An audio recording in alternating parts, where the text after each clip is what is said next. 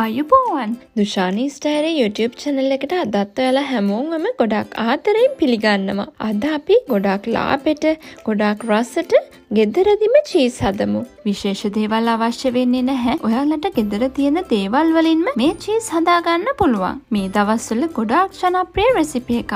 ඉතින් අපි බලමු මේ රසවත් චීස් ගෙදරදිම හදාගන්නේ කොහොමද? මේ චීස් හදාගන්න අපිට අවශ්‍ය අමුද්‍රව්‍ය මොනවද කියලා.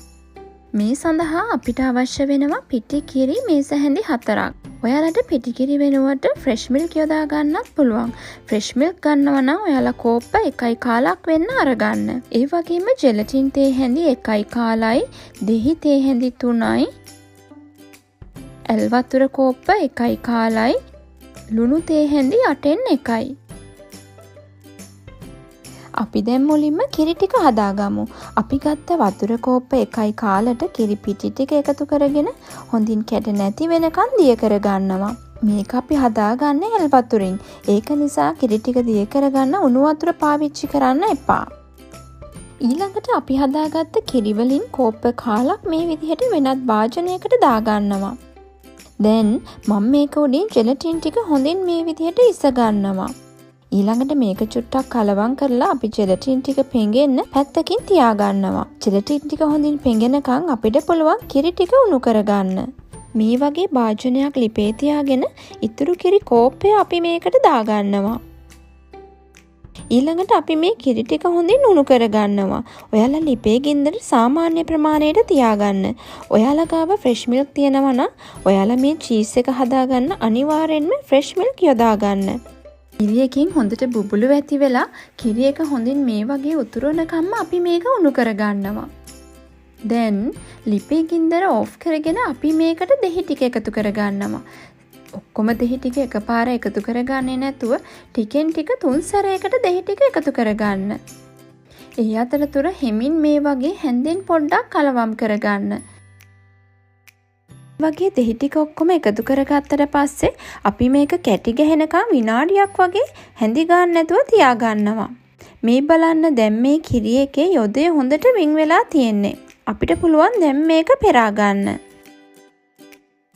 මේ වගේ පිරිසිදු රෙදි කෑල්ලක් දාගෙන අපි දැන් මේක පෙරා ගමු. භාජනයේ අඩියේ තියෙන යොදේ කොටසත් හොඳට මේ වගේ එකතු කරගෙන පෙරා ගන්න. ඊළඟට අපි මේකේ සම්පූර්ණයෙන්ම වතුර ඉවත් වෙන්න මේ වගේ ස්පැචුලා එකකින් ටිකක් තද කරගන්නවා.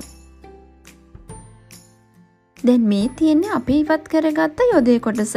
අපි දැන් වතුර ටිකක් එකතු කරගෙන මේ යොදේ හොඳට සෝද ගන්නවා.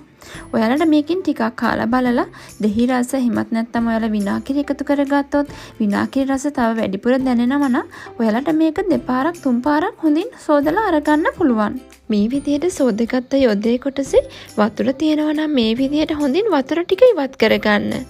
දැන් අපි මේක ග්‍රයින්ඩර් එකකට දාගන්නවා.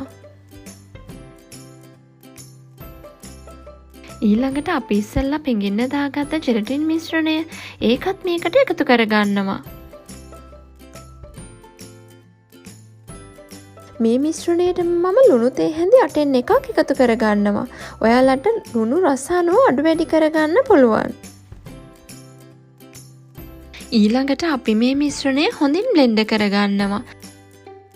මේ බලන්න මේ තියෙන්නේ අපි බ්ලෙන්ඩ් කරගත්ත මිශ්‍රණය. මේකේ දැන් යාන්තමින් ජෙලටින් කැට තියෙන්න පුළුවන්. ඒක ප්‍රශ්නයක් වෙන්නේ නැහැ. අපි මේක නැවතත් රත් කරගන්න නිසා ජෙලටින් කැට ටික රත් කරද්දී හොඳින් දිය වෙලා යනවා. කිරි ටික රත් කරගන්න කලින් අපි හදාගන්න චීස් එක දාගන්න භාජනය සූදානම් කරගමු. මේ වගේ පොඩි ඩිෂ් එකක් අරගෙන මං හොඳට වටේටම තෙල් බින්දු දෙකක් වගේ ගා ගන්නවා. මේක අවශ්‍යම නැහැ. ඔයාලා කැමති නම් මේ විදිහට තෙල් ටිකක් ගා ගන්න. දැන් අපි බ්ලෙන්ඩ් කරගත්ත කිරි මිශ්‍රණය මුලින්ම අපි කිරි රත් කරගත්ත භාජනයට නැවතත් දාගන්නවා. මේ විදිහට බ්ලෙන්ඩ් ජාර් එකේ ඉතුරු වෙලා තියෙන මිශ්‍රණය හොඳින් එකතු කරගන්න. ඊළඟට අපි ලිප ඔන් කරගෙන නැවතත් හොඳින් මේ මිශ්‍රණය උණු කරගන්නවා. ලිපේ ගින්දර අඩුවෙන්ම තියාගෙන මේ වගේ හොඳින් හැඳි ගාමින් අපි මේක රත් කරගමු. මේක ගොඩාක් වෙලා රත් කරගන්න අවශ්‍ය වෙන්නේ නැහැ. මෙන්න මේ වගේ මිශ්‍රණය ටිකක් උක්කු වෙලා හොඳින් බුබුලු දාගෙන ඉද්දි අපිට පුළුවන් මේක ලිපෙන් ඉවත් කරගන්න. මේ විදිහට උණු කරගත්ත මිශ්‍රණය ඉස්සෙල්ලා ලෑස්ති කරගත්ත භාජනයට පෙරා ගමු. භාජනයේ ඉතුරු වෙලා තියෙන මිශ්‍රණයත් හොඳින් එකතු කරගෙන පෙරා ගන්න. ඔයාලට මේ චීස් එක ඔයාලා කැමති භාජනයකට, ප්ලාස්ටික් භාජනයකට උනත් දාගන්න පුළුවන්.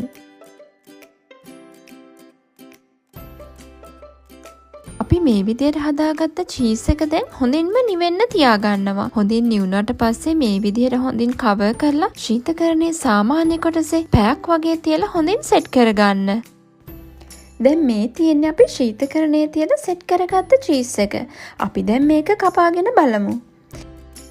මේ චීස් එක අපි කඩෙන් ගෙන කැපී කව් චීස් එකට ගොඩාක් සමානයි. ඔයාලට මේක ෆ්‍රෙෂ් මිල්ක් වලින් හදාගන්න පුළුවන් නම් තවත් හොඳට ගොඩාක් කිරි රසට ගොඩාක් ක්‍රීමි ගතියට හදාගන්න පුළුවන්. මේ දවස්වල හැමෝටම ෆ්‍රෙෂ් මිල්ක් හොයාගන්න අමාරු නිසා ඔයාලට මේක ගෙදර තියෙන පිටි කිරි වලින් හදන විදිය තමයි අද මම අරගෙන ආවේ. ඉතින් ඔයාලත් මේ රෙසිපි එක try කරලා ගෙදරදිම දැන් චීස් හදාගන්න. ඔයාලා මේ වීඩියෝ එකට කැමති නම් මට like එකක් දාන්න.